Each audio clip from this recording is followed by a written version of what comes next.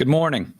Now, this is our 8 a.m. update on Eastern Kentucky flooding. It's been the most devastating and deadly, certainly, of my lifetime. I'm going to be back in Eastern Kentucky today, visiting counties that I was unable to make it to earlier in the week, I guess Sunday. Today, I'll be in Pike, Floyd, and Breathitt County. Seeing firsthand the challenges that our people are facing. I can say from having been in Knott and Perry and Letcher counties, it is absolutely devastating out there. It's going to take years to rebuild. People left with absolutely nothing. Homes that we don't know where they are, just entirely gone.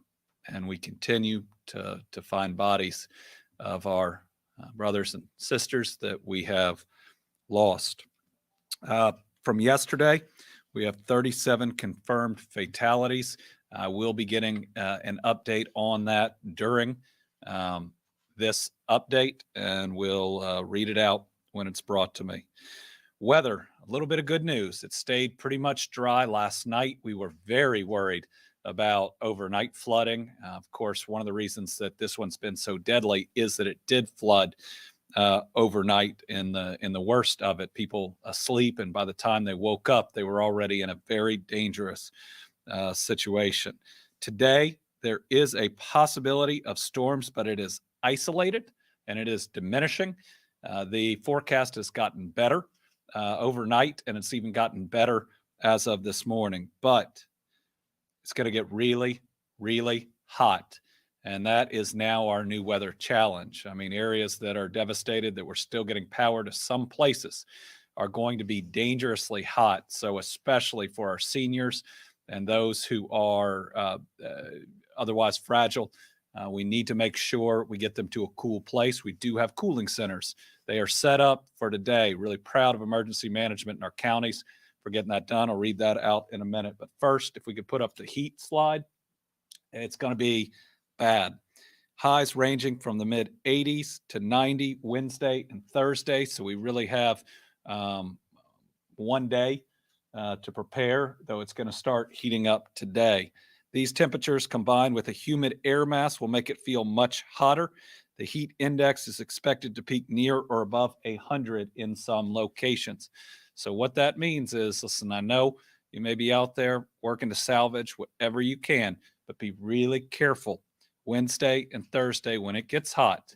We're bringing in water by the truckloads. We're going to make sure we have enough for you, but you're going to need a cool place at least to take a break, if not to spend part of these days. Number of rescues, hard to count, but definitely over 1,300. One person was rescued yesterday by Fish and Wildlife. So this is still an active situation where some people are still cut off. Now, some of them are safe, right? Some of them have lost the private bridge that goes over what folks out there would probably call their creek, but it's much bigger than that. We continue to make sure that we are ready to assist anyone and everybody that needs help. I want to thank our Fish and Wildlife, our Kentucky National Guard. I believe we've got the best National Guard in the country, and I think they prove it time and time again. Number of air rescues by them, just amazing when you think about the period of time. And they went out and came back, brought people in, some bleeding and hurt. Folks at the airport took care of them, fed them, got them back on their feet. You know what? The Guard, KSP, were out there again immediately looking for other people. Remember when I was in the air over Breathitt County, we had at least 6 helicopters out there, just rescue after rescue after rescue. So a huge thanks to Fish and Wildlife, the Kentucky National Guard, the Tennessee National Guard, the West Virginia National Guard, Kentucky State Police, and all of the other agencies that have come up. We live in a special state. Not only did Mayfield Fire Department come up to help, I was in the city of Marion yesterday. They're experiencing a water crisis, and I walked into the place we store water, and it is piled so high I almost cried because thinking about getting water to these places in Eastern Kentucky. You know what they told me, city management? they're working on surplusing a couple of their vehicles because they know folks in Eastern Kentucky are going to need them in the months to come. Good people out there helping. A total of 191 people are temporarily housed at our state parks. I think I have a number coming up later about Red Cross shelters. Jenny Wiley State Resort Park has 145 people occupying rooms, cottages, and the campground. Rooms are fully booked, but campground space is available.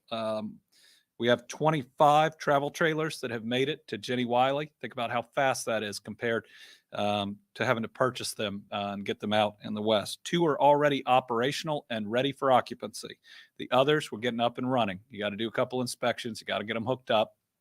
We have 17 travel trailers at the Knott County Sportsplex. None are occupational yet, but we're getting them up and running. And 4 are at Carr Creek in Knott County. Again, some more work to do there, but that is a lot of travel trailers that we've moved very quickly. We have 4 people staying in one camper at the Paintsville State Park Campground. We still, Pine Mountain now has a total of 5 people temporarily housed. We still have 5 rooms available. You need a place to stay, and that works for you. Pine Mountain State Resort Park. And in great news, Buckhorn Lake State Resort Park is up and running. It's been taking people in. It has power. It has water. Thank you to Kentucky Power. Thank you to the Division of Water. Thank you to AT&T, which got cellular service up there. And Buckhorn normally doesn't have cell service. So a great place where people can stay, take a shower because we got the water working. A real blessing. I knew it took moving heaven and earth. This is an area hit pretty much the hardest to make this happen. This was the #1 request in Perry County, and it is now complete. There are 37 people occupying rooms, and 27 rooms and 3 cottages are available. So with the heat coming up, we put out the call for cooling stations, and they have been set up in time. In fact, before this heat, we may, for the first time, be ahead of the weather. That's not hubris. We know anything could happen, but this is pretty exciting. In Breathitt County, the library at 1024 College Avenue, Lost Creek, is going to serve as their cooling location.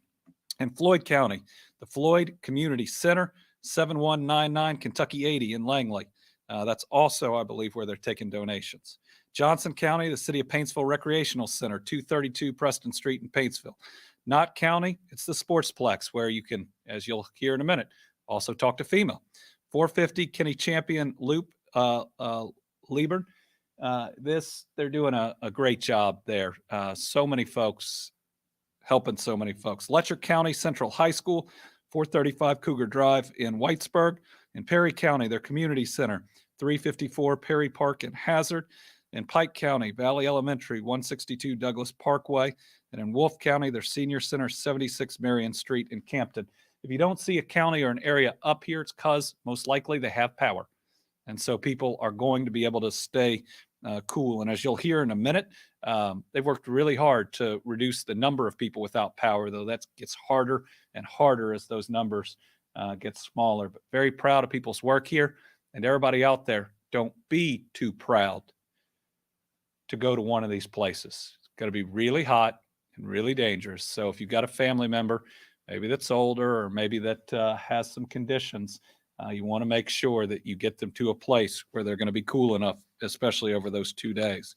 We have 11 emergency shelters active. They're assisting 429 people, 1 in Clay, Floyd, Knott, 2 in Letcher, 3 in Wolfe, and 3 in Perry. You can visit our flood resource page at governor.ky.gov/disaster-response/flood-resources. Listen, when you get on this, it is a huge range of services. And so if you have a family member that is looking for answers on how to do this or how to do that, this is a website to go to where you can read. I was going through it this morning just to make sure how comprehensive it is. We'll continue to add to it, but there is a lot there. And if you're hearing me say something, it's going up on there as well.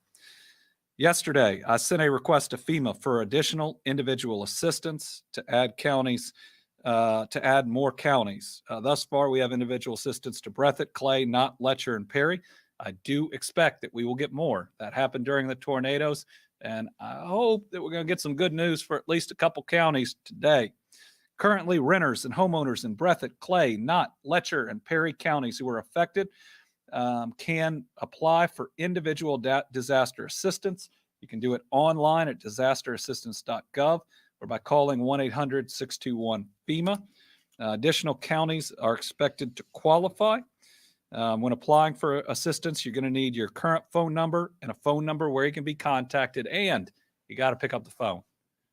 All of us are programmed now not to pick up the phone if we don't recognize a number.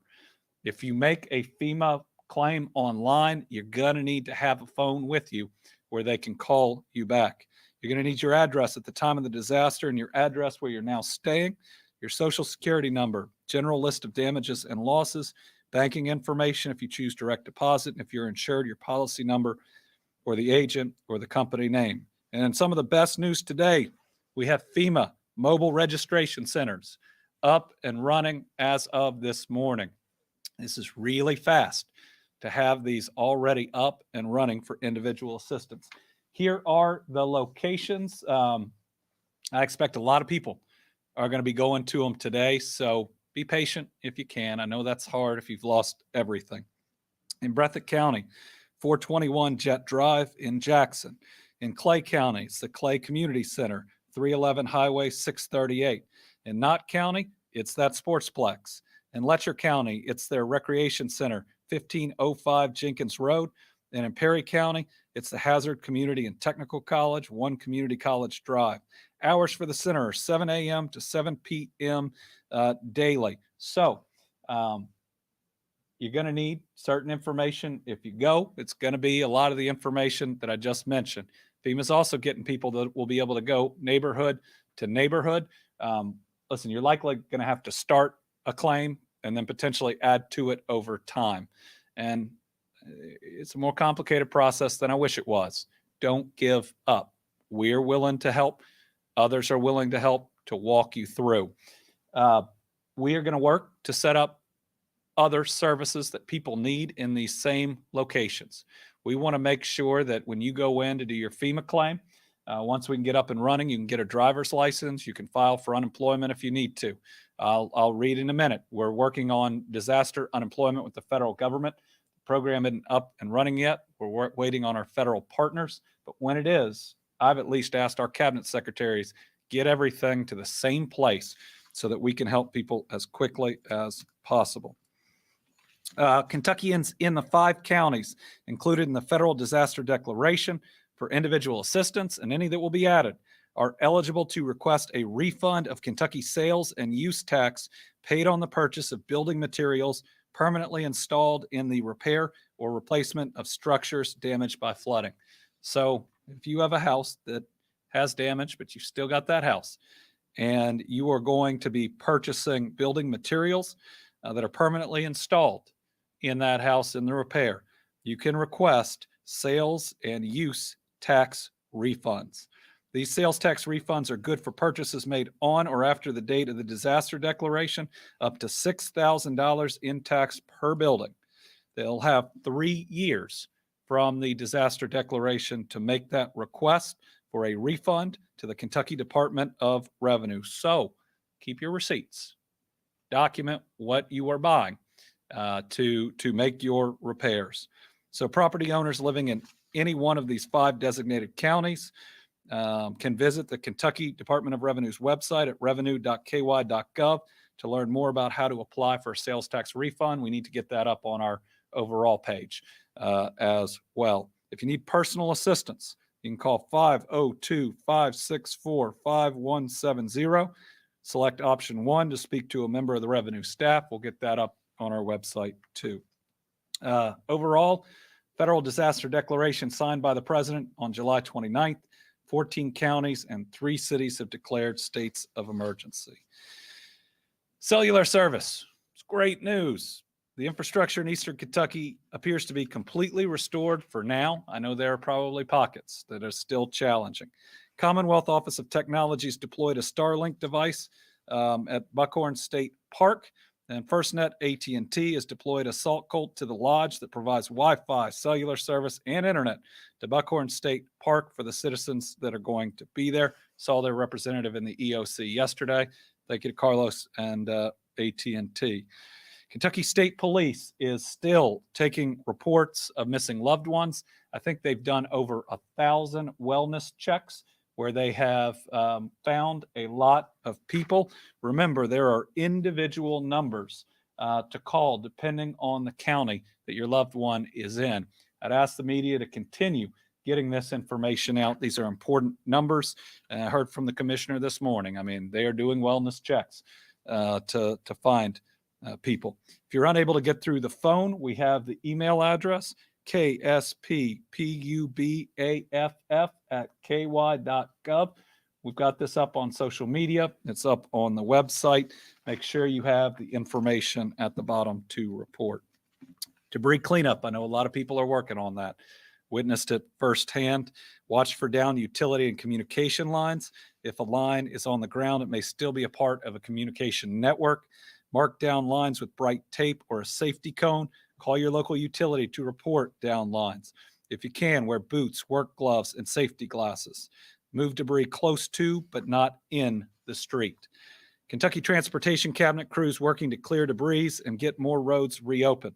A lot of the activity is focused on clearing drain pipes. That's key to preventing water from backing up and causing local flooding. Crews are also assessing properties in the region where debris can be taken. Clearing the debris is half of the job. There must be a site to safely dispose it. So far, 14 sites have been identified. In Perry County, 4 state routes are still closed or partially closed. Detours are available. The exception is Route 1146, which runs through the Lost Creek area. Crews plan to make a temporary pedestrian crossing until the larger repair can be made. About 75% of bridges in the region have been inspected. 20 remain closed, 4 in Floyd, Pike, and Perry counties, and 16 county bridges in Owsley, Knott, Letcher, and Perry counties. Perry is twice there. We'll figure that out. Power outages. Folks have worked really hard. I know Kentucky Power is working really hard. I saw all their crews out. We're down to 9,686 outages. 9,686. Significant progress has been made in Eastern Kentucky overnight. So the Eastern Kentucky region, because that was statewide, appears to be about 7,500. Remember, we were up 25,000 or more, down to about 7,500. Remember, as the number gets lower, it gets harder because that's where the infrastructure is hit the hardest. Water outages, also down at least some, though the boiled water advisory is about the same. 18,002 service connections without water, about 45,600 service connections, got to boil your water. 21 water systems, limited operations. All systems are actively making water, filling storage tanks, and pushing out water distribution. Our goal is to have so much water in these places, they tell us to stop sending them water. Wastewater. One wastewater system is not operational. That's Hazard WWTP due to flooding. 17 wastewater systems under limited operations. 3 wastewater plants experiencing bypasses. 13 systems experiencing discharges from portions of their collection system. Education and Labor Cabinet working to establish the Disaster Unemployment Assistance Program, working with federal partners for those 5 counties. There are still steps to do before it gets up and going, but then they will have people on the ground to help process claims. Red Cross number. If you've been impacted, make sure you call the Red Cross, 1-800-RED-CROSS, 1-800-733-2767. Recap of legal actions we've taken. State of emergency, price gouging prohibition, EO on pharmacies to where they can, a lot of flexibility in refills and others helping out. Waiving weight and hour limits on trucks to get things to the area. Suspension on the UI work search and 7-day waiting period requirements to help people in need. Out-of-state electricians' licenses and 14-day grace period for electric inspections so we can have more people on the ground. The Team Eastern Kentucky Relief Fund.